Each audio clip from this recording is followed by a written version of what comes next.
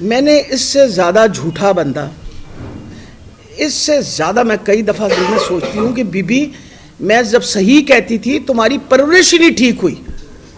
अगर तुम्हारी परवरिश ठीक होती तो तुम ऐसा ना निकलती। तुम्हारे बाप ने पहले दिन से बताया था कि 2 नंबर काम हो सकता है। तुम भूलना मत, जब तुम्हारा दाखिला हो रहा था ना कनेड कॉलेज में, तो तब भी तुमने यही काम किया था। अब्बा जी मेरा दाखिला करा दो, तो अब्बा जी ने जब कहा कि जी, उन्होंने कहा जी नंबर कम है, तो उन्होंने कहा जी प्रिंसिपल को हटा दो। मतलब यही काम कर सकते थे ना, उन्होंने प्रिंसिपल को हटा दिया। वो सारा कनेड कॉलेज जो है सड़क के ऊपर आ गया। उनको कहे रिफ्यूट करे, इनकार करे इस बात से जो मैं बात कर रही हूँ, सारा आ गया। उन्होंने मिसेस फैलबूस थी उस जमाने में, प्रिंसिपल को वापस रखा गया।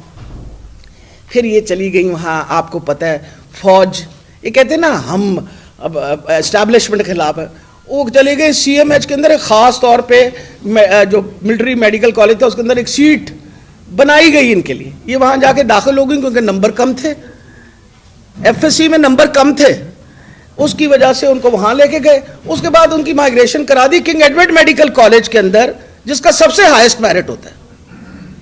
बीबी वहाँ पहुँच गई। मैं तो उस ज़माने में पढ़ाती थी वहाँ, क्लासें अटेंड नहीं करती थी, दाखिला जाने से इनकार कर दिया। उन्होंने कहा दाखिला नहीं भेजना क्योंकि इनकी अटेंडेंस पूरी नहीं है। तो जिस प्रोफेसर ने दाखिला इनकार किया उस प्रोफेसर को OST लगा दिया।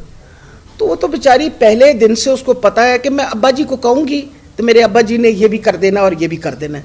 बीबी ऐसा काम नहीं होगा।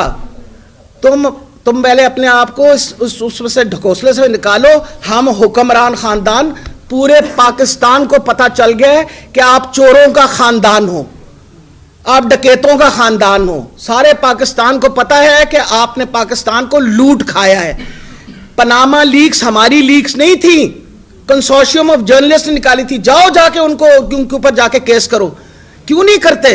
क्योंकि सारी दुनिया में तुम लोग बदनाम हो, और सारी दुनिया की बदनामी हमें कि जी हमारा लीडर, ये जो पाकिस्तान का जो वो प्राइम मिनिस्टर है वो सबसे बड़ा चोर है। अब ये बताइए, हमारे वक्त में आपके अब्बा जान को निकाला गया था,